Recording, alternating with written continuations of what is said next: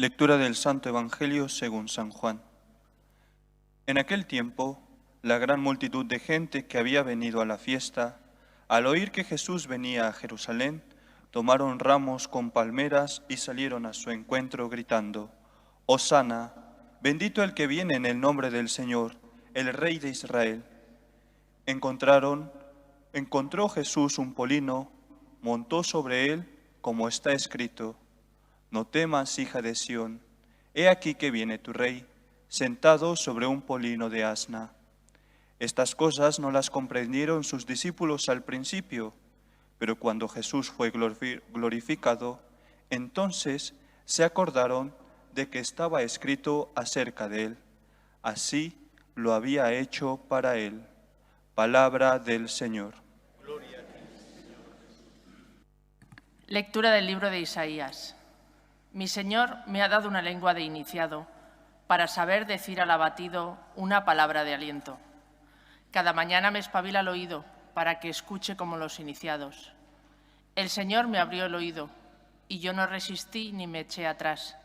Ofrecí la espalda a los que me apaleaban, las mejillas a los que mesaban mi barba. No me tapé el rostro ante ultrajes ni salivazos. El Señor me ayuda, por eso no sentía los ultrajes. Por eso endurecí el rostro como pedernal, sabiendo que no quedaría defraudado. Palabra de Dios. Te alabamos, Señor. Dios mío, ¿por qué me has abandonado? Dios mío, ¿por qué me has abandonado? Al verme se burlan de mí, hacen visajes, menean la cabeza. Acudió al Señor, que lo ponga a salvo, que lo libre si tanto lo quiere. Dios mío, ¿por qué me has abandonado? Me acorrala una jauría de mastines, me cerca una banda de malhechores, me taladran las manos y los pies, puedo contar mis huesos. Dios mío, ¿por qué me has abandonado? Se reparten mi ropa, echan a suertes mi túnica, pero tú, Señor, no te quedes lejos. Fuerza mía, ven corriendo a ayudarme. Dios mío, ¿por qué me has abandonado? Contaré tu fama a mis hermanos, en medio de la asamblea te alabaré. Fieles del Señor, alabadlo. Linaje de Jacob, glorificadlo. Temedlo, linaje de Israel. Dios mío, ¿por qué me has abandonado?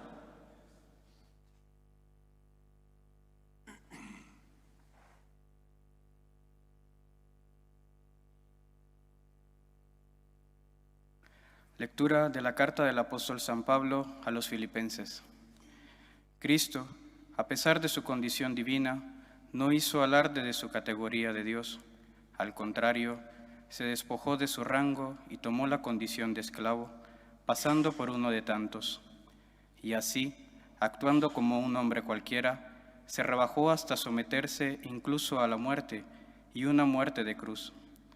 Por eso Dios lo levantó sobre todo y le concedió el nombre sobre todo nombre, de modo que al nombre de Jesús toda rodilla se doble en el cielo, en la tierra, en el abismo, y toda lengua proclame: Jesucristo es Señor, para gloria de Dios Padre.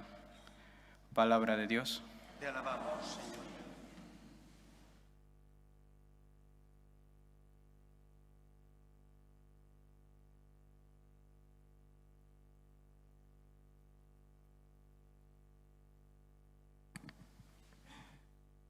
La proclamación de la pasión del Señor es larga. Está permitido que aquellas personas que por enfermedad o por incapacidad física no puedan permanecer de pie, se sienten sin ningún problema. Pasión de nuestro Señor Jesucristo según San Marcos. Faltaban 2 días para la Pascua y los ázimos.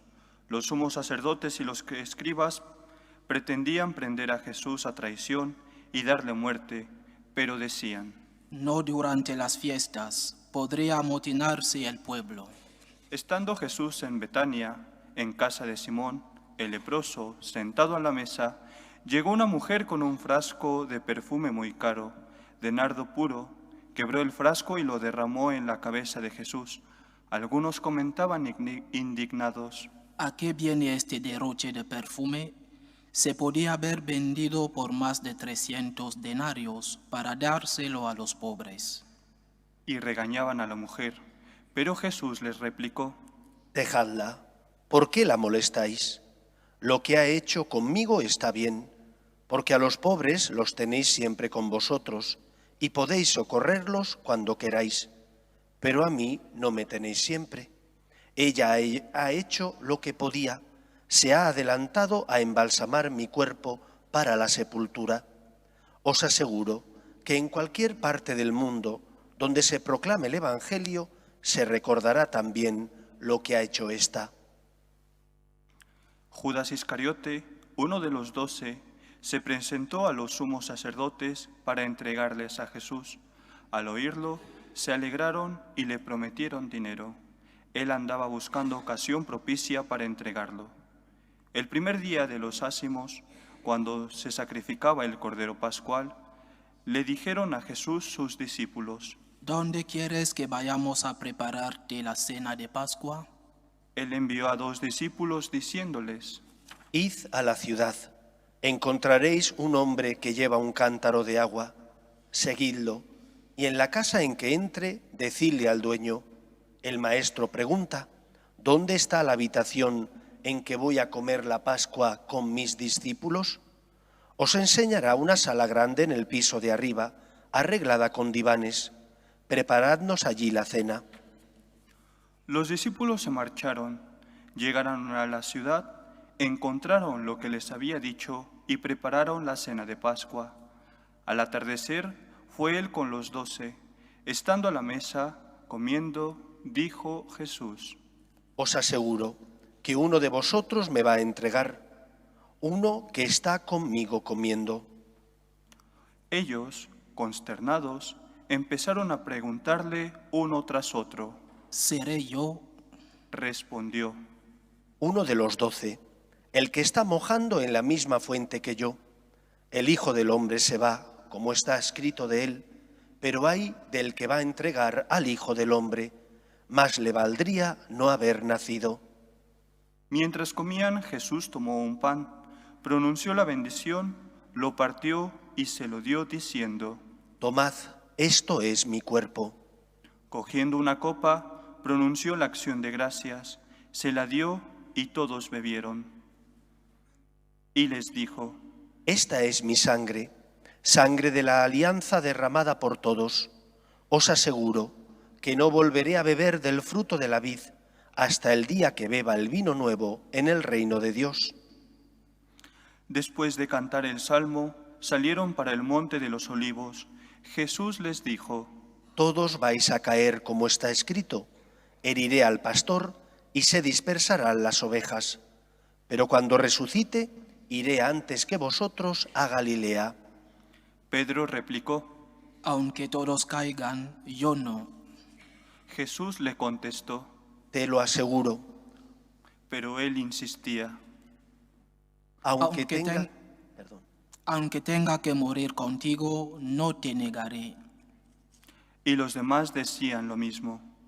Fueron a un huerto que se llamaba Getsemaní y dijo a sus discípulos: Sentaos aquí mientras voy a orar.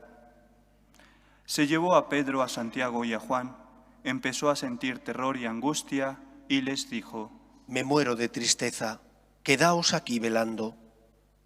Y adelantándose un poco, se postró en tierra pidiendo que, si era posible, se alejase de él aquella hora y dijo: Abba, Padre, tú lo puedes todo, aparta de mí este cáliz, pero no lo que yo quiero, sino lo que tú quieres. Volvió y los encontró dormidos.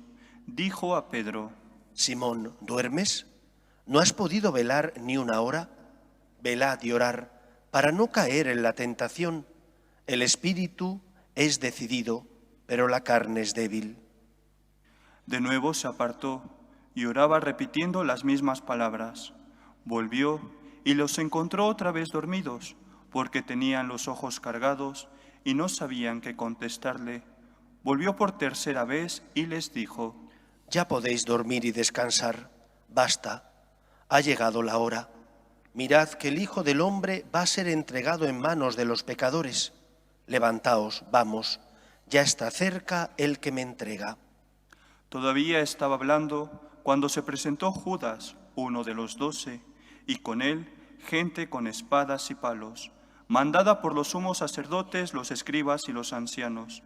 El traidor les había dado una contraseña diciéndoles: Al que yo bese, ese es. Prendedlo y conducidlo bien sujeto.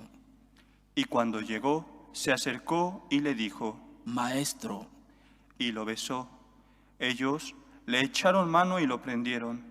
Pero uno de los presentes desenvainó la espada. De un golpe le cortó la oreja al criado del sumo sacerdote. Jesús tomó la palabra y les dijo: ¿Habéis salido a prenderme con espadas y palos como si fuera un bandido? A diario os estaba enseñando en el templo y no me detuvisteis, pero que se cumplan las Escrituras. Y todos lo abandonaron y huyeron. Lo iban siguiendo un muchacho, envuelto solo en una sábana, y le echaron mano, pero él, soltando la sábana, se les escapó desnudo.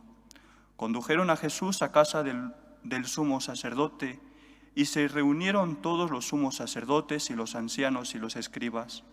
Pedro lo fue siguiendo de lejos hasta el interior del palacio del sumo sacerdote, y se sentó con los criados a la lumbre para calentarse.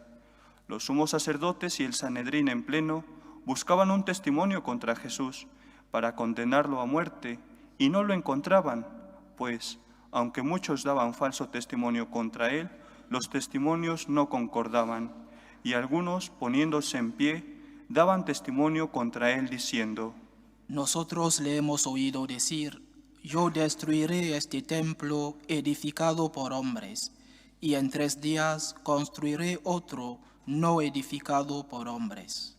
Pero ni en esto concordaban los testimonios. El sumo sacerdote se puso en pie e interrogó a Jesús: ¿No tienes nada que responder? ¿Qué son estos cargos que levantan contra ti? Pero él callaba, sin dar respuesta. El sumo sacerdote lo interrogó de nuevo preguntándole: ¿Eres tú el Mesías, el Hijo de Dios bendito? Jesús contestó: Sí, lo soy. Y veréis que el Hijo del Hombre está sentado a la derecha del Todopoderoso y que viene entre las nubes del cielo. El sumo sacerdote se rasgó las vestiduras diciendo: ¿Qué falta hacen más testigos? Habéis oído la blasfemia. ¿Qué decís? Y todos lo declararon reo de muerte. Algunos se pusieron a escupirle y tapándole la cara, lo abofeteaban y le decían: Haz de profeta. Y los criados le daban bofetadas. Mientras Pedro estaba abajo en el patio, llegó una criada del sumo sacerdote, y al ver a Pedro calentándose, lo miró y dijo: También tú andabas con Jesús el Nazareno. Él lo negó diciendo: Ni sé ni entiendo lo que quieres decir. Salió afuera al zaguán y un gallo cantó. La criada al verlo volvió a decir a los presentes: Este es uno de ellos. Él volvió a negar. Al poco rato, también los presentes dijeron a Pedro: Seguro que eres uno de ellos, pues eres Galileo. Pero él se puso a echar maldiciones y a jurar: No conozco a ese hombre que decís. Enseguida, por segunda vez, cantó un gallo. Pedro se acordó de las palabras que le había dicho Jesús: Antes de que cante el gallo 2 veces, me habrás negado 3, y rompió a llorar. Apenas se hizo de día, los sumos sacerdotes con los ancianos, los escribas y el Sanedrín en pleno se reunieron, y atando a Jesús lo llevaron y lo entregaron a Pilato. Pilato le preguntó: ¿Eres tú el rey de los judíos? Él respondió: Tú lo dices. Y los sumos sacerdotes lo acusaban de muchas cosas. Pilato le preguntó de nuevo: ¿No contestas nada? Mira cuántos cargos presentan contra ti. Jesús no contestó más, de modo que Pilato estaba muy extrañado. Por la fiesta solían soltar un preso, el que le pidieran. Estaba en la cárcel un tal Barrabás, con los revoltosos que habían cometido un homicidio en la revuelta. La gente subió y empezó a pedir el indulto de costumbre. Pilato les contestó, ¿queréis que os suelte al rey de los judíos? pues sabía que los sumos sacerdotes se lo habían entregado por envidia. Pero los sumos sacerdotes soliviantaron a la gente para que pidiera la libertad de Barrabás. Pilato, tomando de nuevo la palabra, les preguntó. ¿Qué hago con el que llamáis rey de los judíos? Ellos gritaron de nuevo. Crucifícalo. Pilato les dijo. Pues ¿qué mal ha hecho? Ellos gritaron más fuerte. Crucifícalo. Y Pilato, queriendo dar gusto a la gente, le soltó a Barrabás, y a Jesús, después de azotarlo, lo entregó para que lo crucificaran. Los soldados se lo llevaron al interior del palacio, al pretorio, y reunieron a toda la compañía. Lo vistieron de púrpura, le pusieron una corona de espinas que habían trenzado y comenzaron a hacer el saludo. Salve, rey de los judíos. Lo golpearon la cabeza con las cañas, le escupieron y doblando las rodillas se postraban ante él. Terminada la burla, le quitaron la púrpura y le pusieron su ropa y lo sacaron para crucificarlo. Y a uno que pasaba de vuelta del campo, a Simón de Cirene, el padre de Alejandro y de Rufo, lo forzaron a llevar la cruz y llevaron a Jesús al Gólgota, que quiere decir lugar de la calavera. Le ofrecieron vino con mirra, pero él no lo aceptó. Lo crucificaron y se repartieron sus ropas, echándolas a suerte, para ver lo que se llevaba cada uno.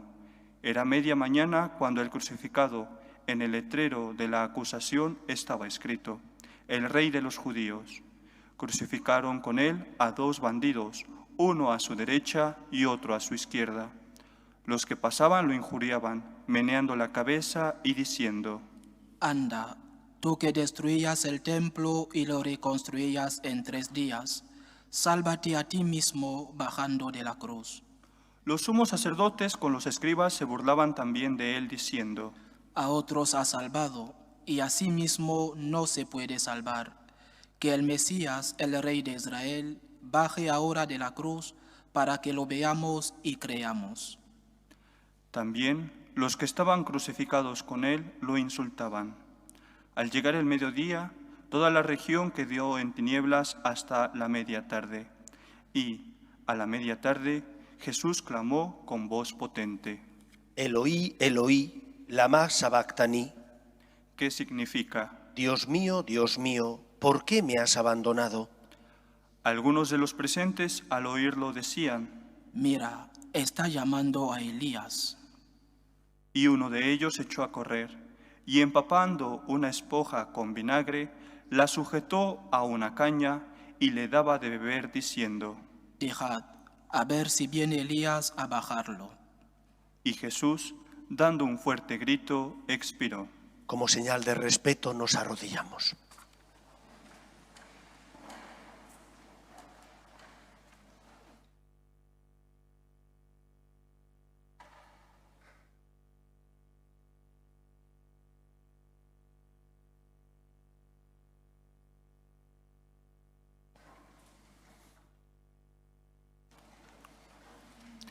El velo del templo se rasgó en dos, de arriba a abajo. El centurión que estaba enfrente, al ver cómo había expirado, dijo: Realmente este hombre era hijo de Dios.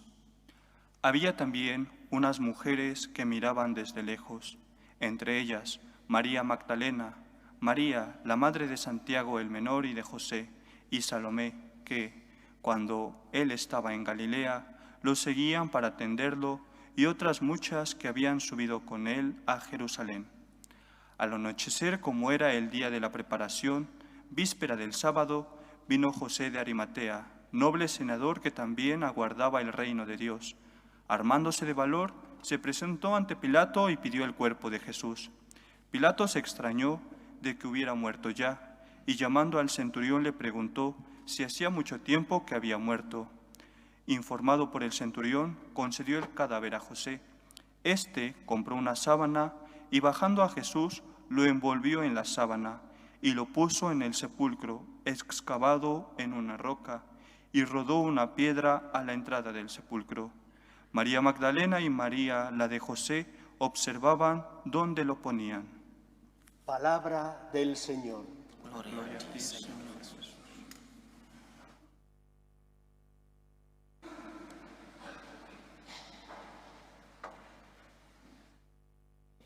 Prescribe la liturgia que la homilía, como es obvio, tiene que ser breve, pero que tiene que haber homilía, porque tiene el sacerdote que dar unas pautas que sirva al pueblo de Dios para vivir el tiempo que iniciamos, esta Semana Santa.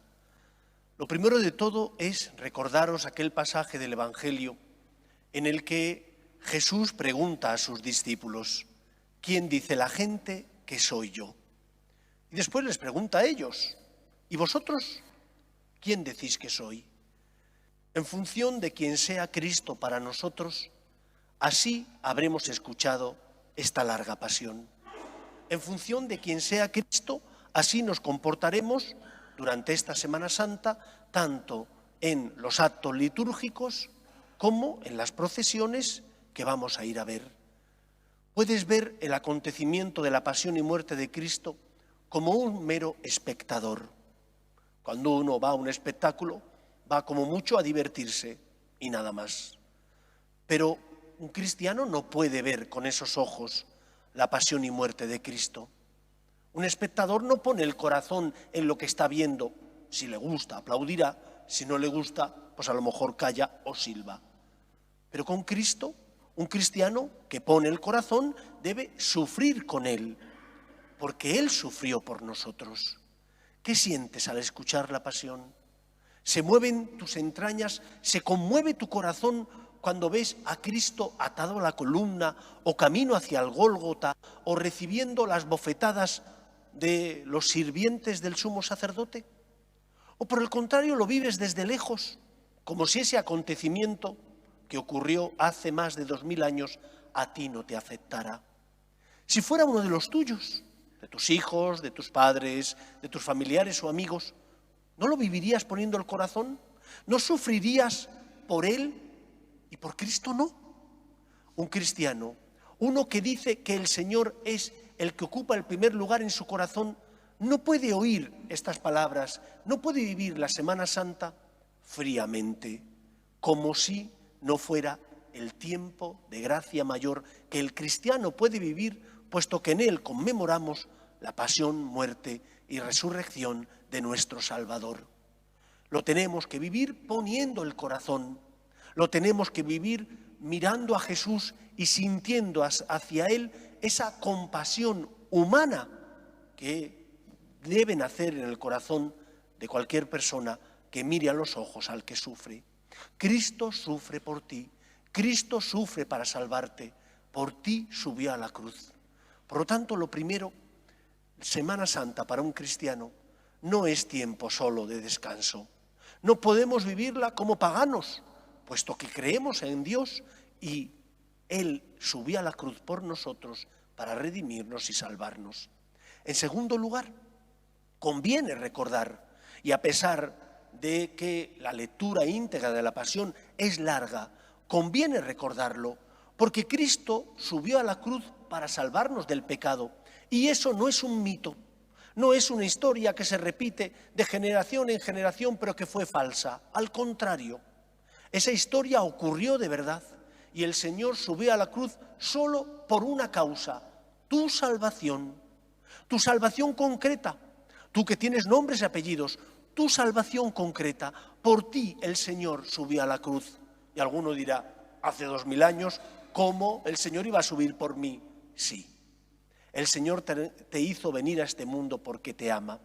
El Señor te hizo partícipe de la vida eterna porque te ama, pagando un precio altísimo, nada más y nada menos que en la muerte en la cruz de su único Hijo. Somos hijos en el Hijo. Somos hijos de Dios Padre gracias al acontecimiento redentor de Cristo, su único Hijo, que por nosotros subió a la cruz para salvarnos. Santa Teresa de Jesús decía que le gustaban los Cristos muy llagados, porque cuando los miraba, esos Cristos hacían que de su corazón naciera el agradecimiento, la compasión. ¿Cuántas veces No comprendemos los planes de Dios. ¿Cuántas veces en los momentos difíciles podemos incluso decir, Señor, ¿dónde estás? ¿Dónde está tu mano amorosa y misericordiosa? ¿Por qué permites esto o lo otro? En esos momentos recuerda los momentos de luz. En esos momentos recuerda que Cristo subió por ti a la cruz y que no te trata como mereces por tus pecados, porque es un Dios rico en misericordia. Si un cristiano no se arrodilla ante la cruz, es porque no siente nada, porque no pone el corazón o porque piensa que Cristo no murió de verdad ahí. Nosotros creemos que Jesús, verdadero Dios y verdadero hombre, por cada uno de nosotros subió a la cruz para salvarnos. Y encontramos en ese acontecimiento razones para no desesperar cuando no comprendemos los planes de Dios, razones para no desesperar cuando la cruz toca la puerta de nuestro corazón, razones para no desesperar cuando hemos perdido a un ser querido, porque sabemos que la muerte no es el final, dado que Cristo, muriendo y resucitando, se convirtió en puente, que pagó el precio contraído por nuestro pecado, que nos permite entrar en la familia divina. Por eso iniciemos esta Semana Santa, estas fiestas de nuestra salvación, acompañando a Cristo, sintiendo con Él y dejando que nazca el agradecimiento en nuestro corazón. La gratitud nos salva, ilumina nuestro corazón y los momentos de dificultad, nos da fortaleza en los momentos donde no comprendemos el porqué de las cosas. La gratitud nos hace ver el mundo con otros ojos, no los ojos del pagano, sino los ojos del que tiene fe, del que se sabe querido y amado por Dios, del que ha experimentado que no está solo, que donde abundó el pecado, sobreabundó la misericordia divina. Que sea así en nuestra vida.